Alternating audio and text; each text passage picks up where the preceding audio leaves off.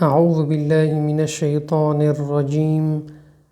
دا د اوومې سپارې شپږم درس او د سورة الانعام چې شپږمه سوره ده. 28 نه تر 15 آیات ورسره کولی شئ چې وګورئ.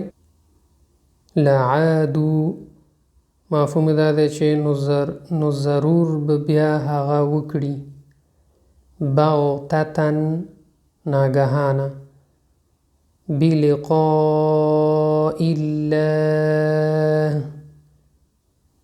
مفهوم دی ملاقات د الله. فرطنا من کوتاهی وکړه وهم يحملون اوزارهم مفهوم دی او دوی به پورته کړي وي خپل پیټي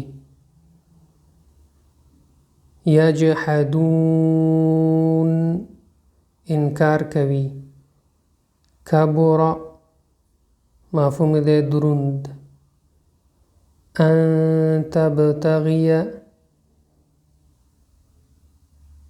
چې ولټوي ته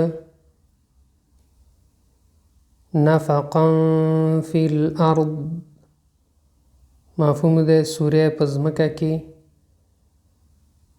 او سلما مفهوم دی چې یا کومه زینه. امید دوستان دا درس مزه شوی نور دوستان سره شیر کړئ. الله عمل شي.